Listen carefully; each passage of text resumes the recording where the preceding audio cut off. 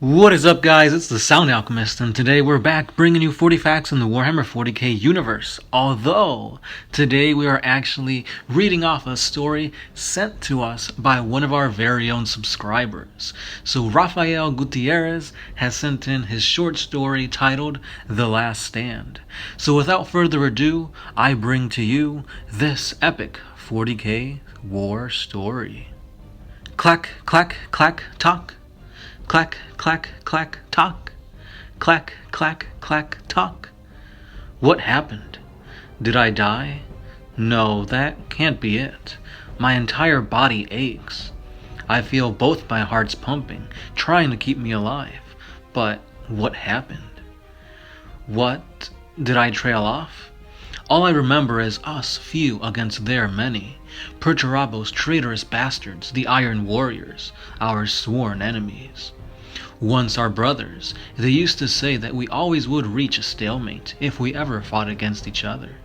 Now we get to find out if those rumors were true. 7 days. 7. What a coincidence. Our legion's number.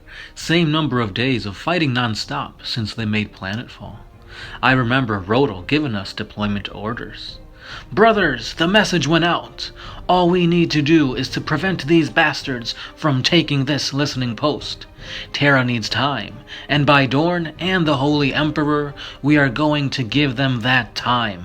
This wall is not going to fall. With those words, I came to my post, with my rapier heavy bolter, and my reloader, Brother Joshua. We have been through a lot, him and I. We were recruited from the same world and tribe.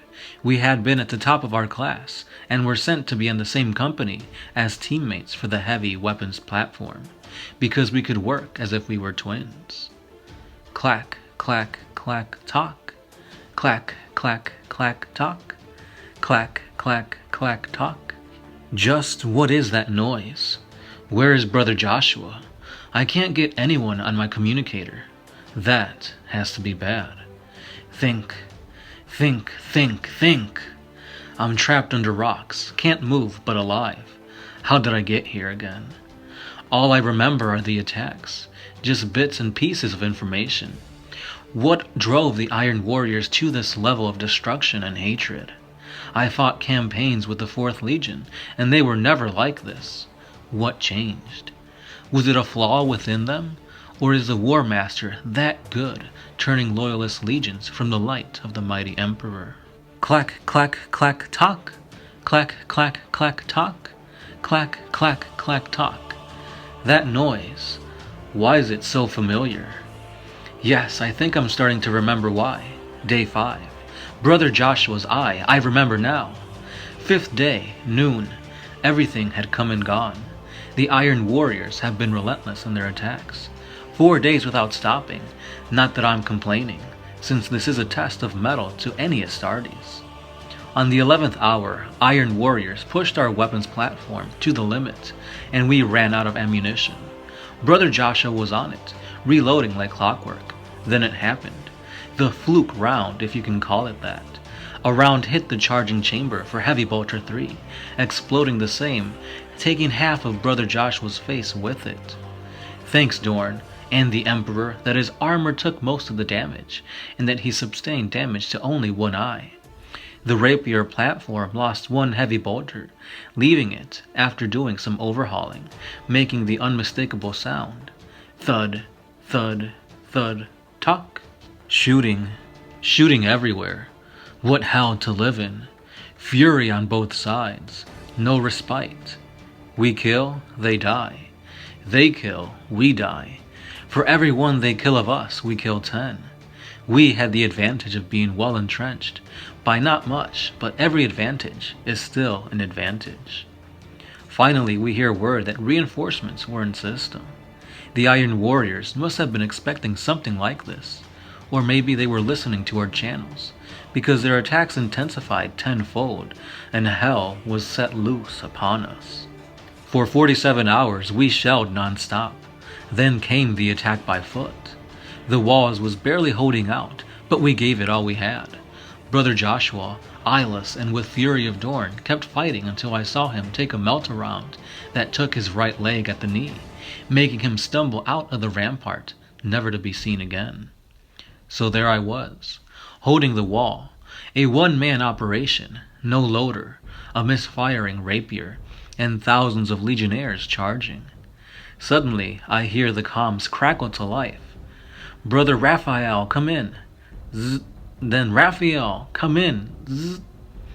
This was the last thing I expected, especially at that moment. I snapped back into reality and answered, "This is Rafael, good to hear you, come in."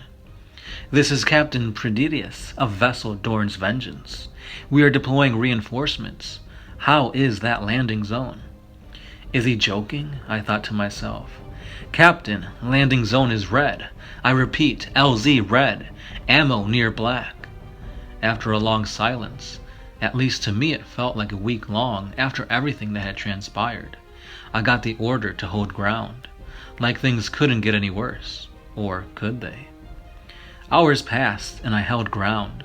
Following orders was easy for me.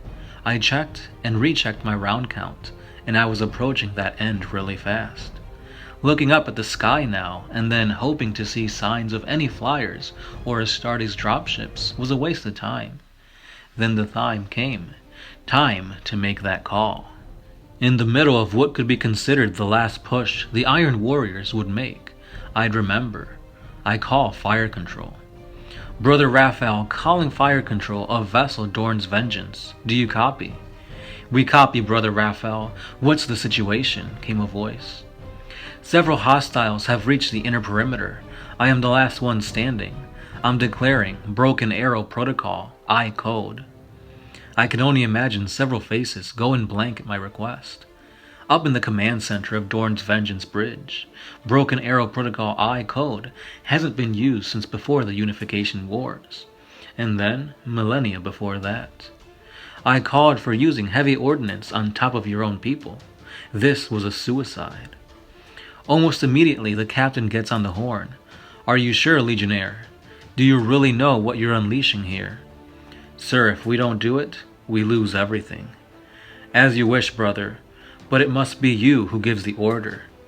"Sir," I responded, "I give the order." I hear solemnity in the captain's voice. "The order is given. May the light of the Emperor guide you, brother, and Dorn watch over you." "Let it be so, Captain." With those parting words, I disconnected my comms unit and kept on fighting the enemies of the Emperor. And then it all went black. I see a bright flash of light. What is it? Can't recognize it. My auto filters are damaged. My helmet sensors are down. I guess the armor's plant is damaged. I have pain all over my body, and I do feel wet spots here and there. I guess the injuries are too much for my Laraman sails to do their job properly. I hear a voice coming from the light. "I told you that there had to be someone there pulling that trigger for the platform to continue the cycle." And then with a surprised tone, "By the Emperor! He's still alive! Call for an apothecary! Hurry!" Under what seemed like a ton of rubble, and still holding on to the rapier, Brother Rafael was found still alive, rapier still cycling, looking for the enemies of the Emperor of mankind.